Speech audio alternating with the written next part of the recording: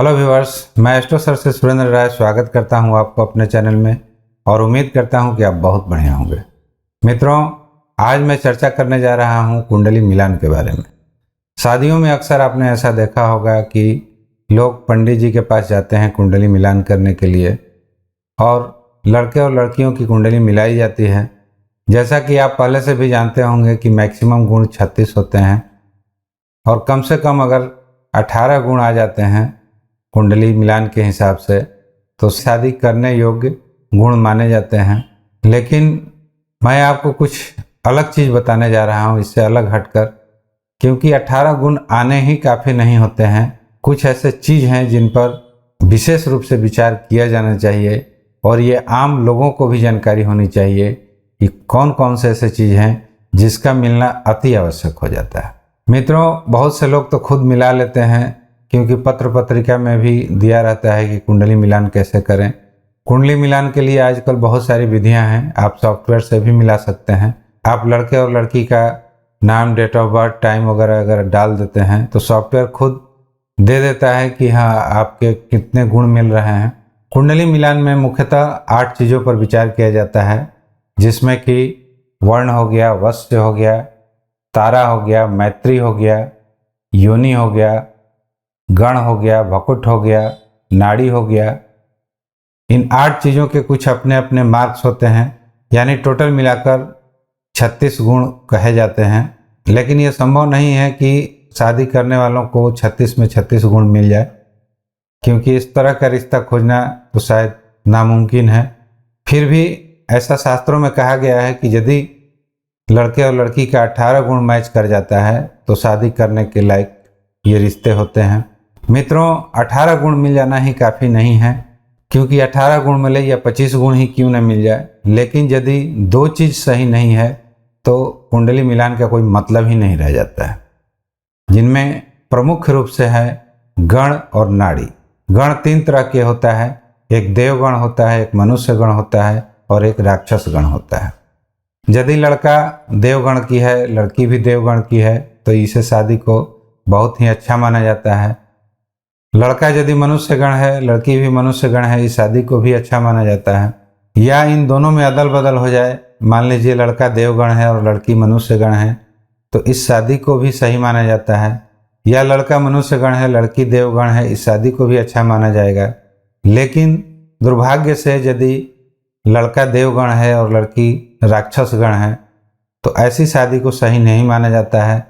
तो ये चीज़ विचार करना बहुत ज़रूरी है, क्योंकि राक्षस गण की शादी राक्षस गण से ही करना उत्तम होता है।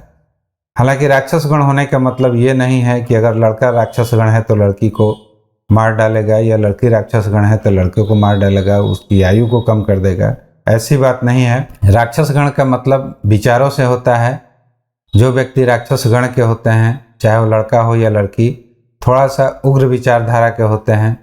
स्वाभाविक है कि एक यदि सॉफ्ट विचारधारा का है और दूसरा उग्र विचारधारा का है तो ऐसी शादी कलहपूर्ण शादी हो जाती है।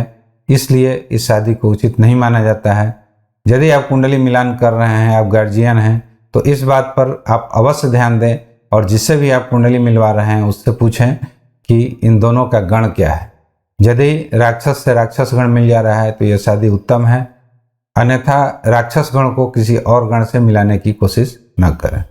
और दूसरी सबसे विचार करने वाली चीज़ होती है नाड़ी। नाड़ी 3 तरह की होती है, आदि, मध्य और अंत। ये नाड़ी का मतलब क्या है? नाड़ी का मतलब वास्तव में अगर देखा जाए तो ये हमारे प्रकृति से है। हमारी प्रकृति 3 तरह की होती है, वात, पित्त और कफ। स्वाभाविक है कि यदि पति और पत्नी एक ही प्रकृति के होंगे तो निश्चित रूप से वे अक्सर बीमार रहेंगे। एक दूसरे का भिन्न प्रकृति का होना अति आवश्यक हो जाता है। अगर कोई व्यक्ति पित्त प्रकृति का है, उसकी पत्नी भी पित्त प्रकृति की हो जाती है, तो शादी विवाह एक दिन का चीज़ नहीं है, हमेशा साथ रहना होता है। तो पित्त प्रकृति और पित्त प्रकृति आपस में जब दोनों मिलेंगे तो स्वास्थ्य बिगड़ने की संभावना रहती है। उसी तरह से दोनों अगर वात प्रकृति के होते हैं तो वात से संबंधित जितने भी बीमारियां हैं उन दोनों को घर कर जाएगी। अगर कफ प्रकृति के दोनों व्यक्ति हैं तो इसमें भी वही डर रहेगा कि कफ प्रकृति से होने वाली जितनी भी बीमारियां हैं इन दोनों को घर कर जाएगी। इस बात पर ध्यान देना बहुत ज़रूरी है कि उन लोगों की प्रकृति आपस में मैच नहीं करे, इसलिए नाड़ी को बहुत ही ज़्यादा महत्व दिया जाता है। बाकी 18 गुण तो मिलने चाहिए, लेकिन इन दोनों का मिलना अति आवश्यक है। आप जब भी शादी विवाह के लिए किसी पंडित जी से या कहीं से भी आप कुंडली मिलवा रहे हैं तो 18 गुण तो कम से कम आप देखें ही, लेकिन साथ साथ इन 2 गुणों को आप अवश्य मिला लें।